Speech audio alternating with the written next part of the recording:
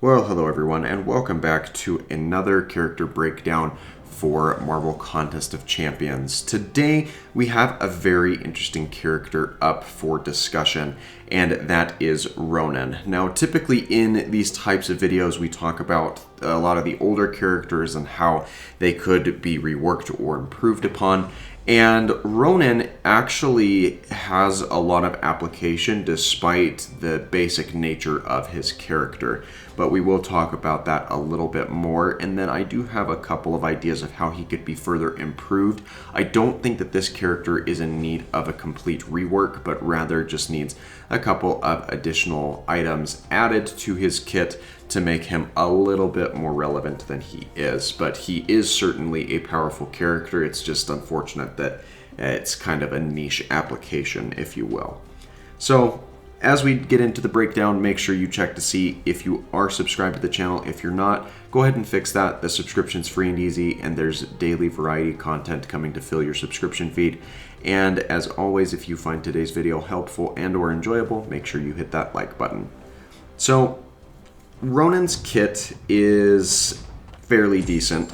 My biggest complaint that I want to air right off the bat is his special attacks in terms of their animations are very unoriginal. His special attack 1 is exactly the same thing as Thor, and his special attack 3 actually falls into that exact same category of being a carbon copy visually of what Thor's special attacks are.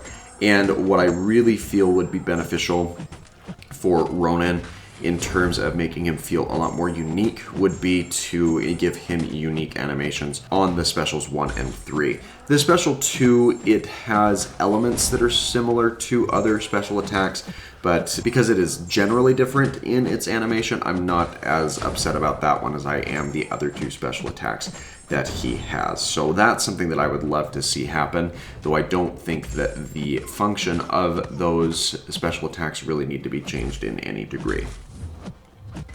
So on Ronan's special attacks, he has a 100% chance to stun his opponent. That's off the special attack 1, 2, and 3. You will always get a stun, and the stuns themselves do not have any additional duration in their own base unit. They all last for about 2.5 seconds, and the specials 1 and 2 have the additional benefit of it dealing true damage, which means that they will ignore any armor rating that the opponent has, which is always a nice facet to have as well. And that special 2 has one additional perk of the attack dealing a certain amount of increased damage based off of each buff that is active on the target. So you will want to prioritize using that special 2 when you are against characters that have or use a lot of buffs, and that will greatly help you in making sure that you're able to ring through your opponents a little bit quicker due to the increased damage that you can get off of the special 2. But we'll talk about other benefits once we get into Ronan's signature ability that he has. On Ronan's heavy attacks, he is able to nullify armor up debuffs by breaking through them and converting them to an armor break, and that will reduce the opponent's armor rating and thus render them more susceptible to damage that you will be following up with. And that doesn't make a whole lot of an impact on the attacks from his special attacks, as those negate, or the armor that is present is negligible at that point due to the perks that he has off of his special attacks.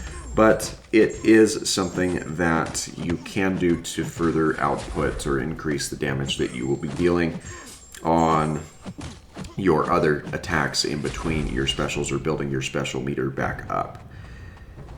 Ronan also will convert one Fury buff into a weakness debuff based off of that special attack activation, and that reduces the opponent's attack by 44%, which is a pretty drastic decrease in what they're able to put out damage-wise. So that's certainly something that has its benefit as well, especially in fights against science characters who are a lot more prone to activate the Fury type buffs specifically. And the last passive ability that Ronan possesses is an immunity to poison effects, so that makes him a really good counter against a couple of the more tricky defenders in the roster. Now, the real area where Ronan shines is when he has his signature ability active. That is the Addict signature ability. And this offers 2 additional benefits to Ronan. He will have an increase to his attack damage based off of the buffs that the opponent has active on them. So as the opponent gets buffed up and becomes stronger and stronger, he too will become stronger in retaliating against them. It's not as amplified as the benefits that are provided to the opponent, but it is indeed something that will allow him to be a bit more useful and versatile in those type of circumstances.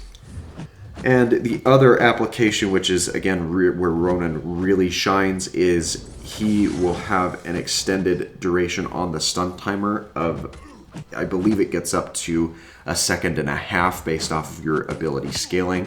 It may even go as high as 2 seconds, but there is an increase to the duration of the stun based off of each individual buff on the opponent. So if you are playing against characters or even against nodes that have a lot of alternating buffs, and you will see that towards the end of this video with the Venom fight from Act 4, that stun just lasts an insane amount of time, and you can take on that very scary looking Venom with a 3-star rank 1 level 1 Ronan, as long as that Ronan has his ability awakened. And it would be a bit of a long fight due to the decrease in damage that you would be dealing, but you can keep him stunned indefinitely based off of the sheer amount of buffs that that fight has, or other fights that are in that same similar vein.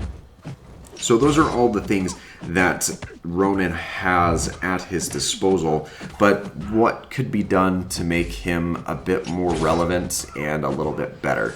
Well, I think that there are a couple of improvements that could be made in terms of what he brings to the table. I actually feel like it would be beneficial to incorporate some additional effects based off of other buffs, because there's a lot more buffs in the game now than there were initially when the game was released, where you only had a select few. So I think it would be interesting if you did have, for example, those precision debuffs.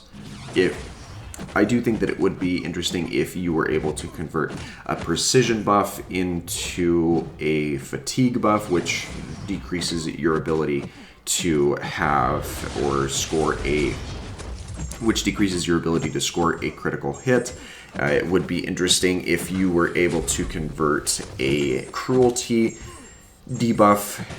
It would be interesting if you were able to convert a cruelty buff into an exhaustion buff. And exhaustion would actually be really good to see as well, because of the passive ability that has to reduce the opponent's passive power gain throughout the course of a fight, which could make him a little bit more applicable against those types of characters that do have passive power gain. But there's just a lot that could be done with different buff types throughout with the different buffs that will show up on the different opponents. I also think that it would be beneficial if that heavy attack was able to apply an armor break regardless of whether or not the opponent has an armor buff active, but perhaps have an extended duration of that armor break if the opponent does have that armor up active at the time of being struck with that heavy attack from Ronan. That would really make him a little bit more applicable. The other thing that would be really cool to see is, I think, in addition to converting buffs into debuffs on the opponent, it would be awesome if Ronan was able to get a couple of those benefits for himself, or he kind of steals that effect in a passive manner, so not an active debuff, but he gains a passive debuff based off of the buffs that he nullifies off of his opponents. And I think that those should last indefinitely, but there should be a cap as to how many he can obtain in any given fight. So I think 3 or 4 is a good number of what he could gain. So as he goes nullifying the Fury buffs on his opponents, he will receive fury buffs on himself in a passive manner that will last throughout the remainder of the fight and does not carry on into the next fight. I don't think that there's a need to give Ronan a persistent charge type mechanic.